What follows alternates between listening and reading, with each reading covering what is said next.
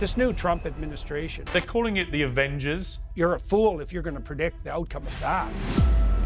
He has Musk, he has RFK, Ramaswamy. These are formidable people.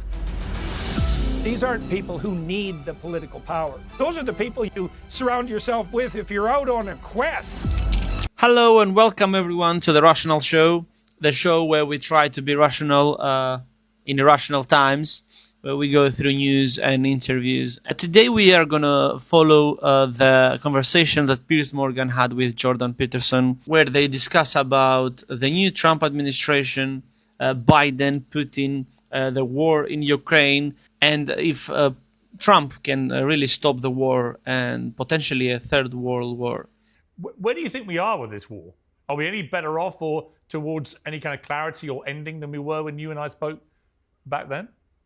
Well, I thought a week ago that the most likely outcome with regard to the outgoing Biden administration is that the military-industrial complex, who has a vested interest in seeing this war prolonged, would do something to provoke Russia into doing something that was unforgivable so that the war would have to continue. And that's, as far as I'm concerned, that's exactly, now I could be wrong, but that seems to me to be exactly what's happened this week. I mean, Biden, in the dying embers of his administration, decided that it was okay for Ukraine to use medium to long-range missiles.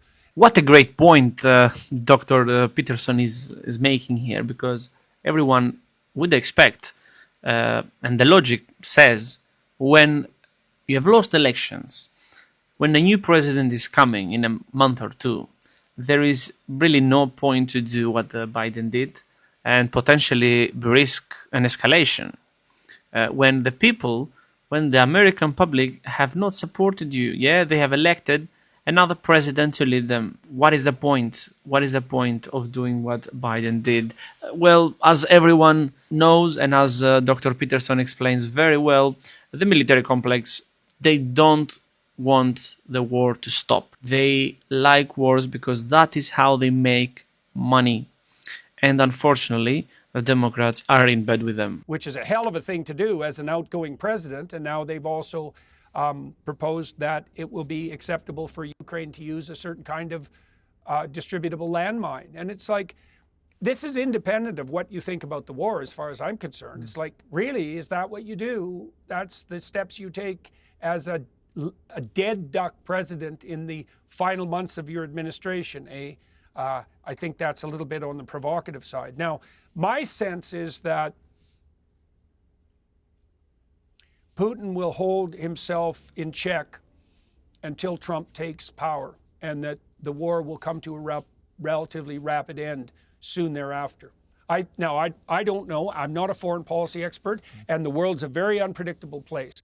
But if I had to bet, that's what I would bet on. And well, as you heard, Dr. Peterson expects and hopes as well that Russia and Putin will wait for the Trump administration, where hopefully they will find a way, they will make a deal that will be beneficial for both, hopefully, and this madness will stop, because we are in some dangerous territory. And keep in mind that the politicians don't care, because they have the power, they have the money, they have the connections. If something happens, trust me, their kids will not go to the war. It's going to be us, normal people, poor people, that will have to die. But anyway, let's hope that does not happen and Trump comes in power in January. He makes a deal with Putin and we all have a brighter future.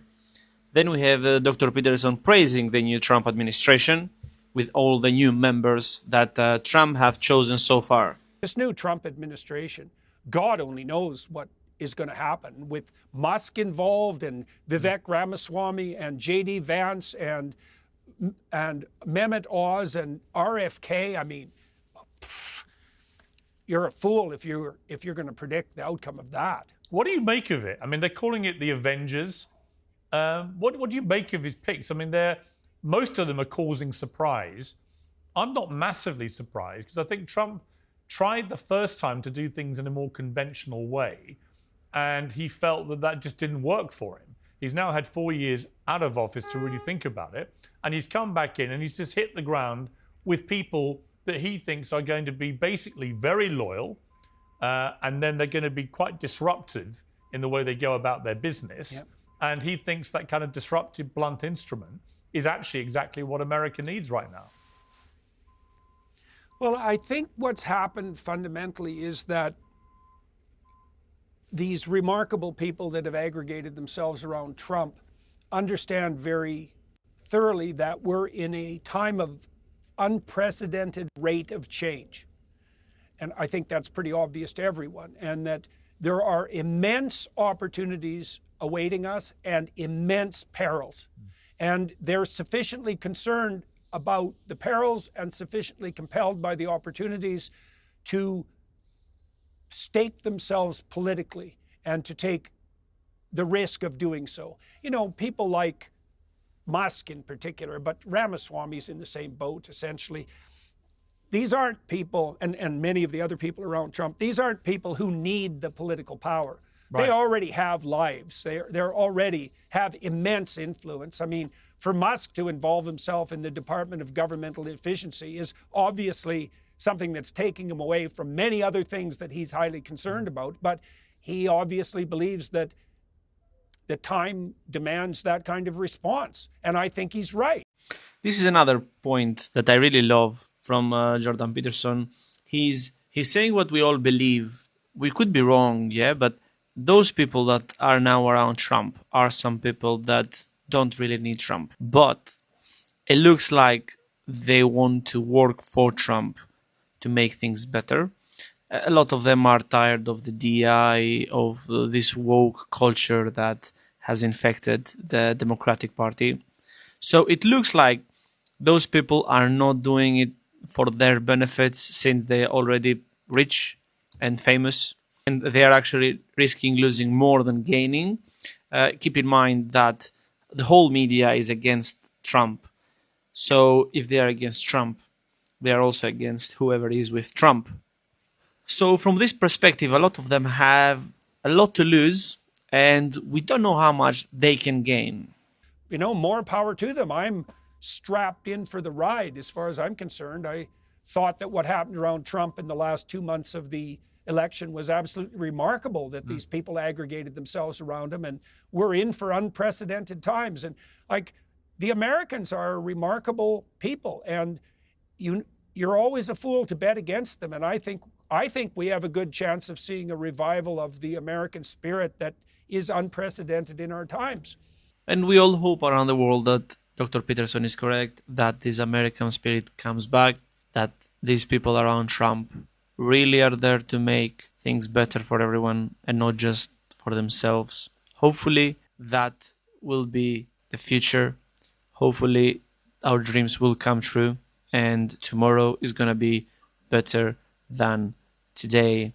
We'll close it with a quote that Piers Morgan likes a lot. And if you're new to the channel, please like and subscribe. We will have one video a week to start with, every Thursday. So if you don't want to miss it, please like, subscribe, and I'll see you on the next one. One of my favourite quotes in sport was Wayne Gretzky, a fellow Canadian, of course, the greatest ice hockey player that's ever lived. And his quote was simple: you'll miss 100% of the shots you never take.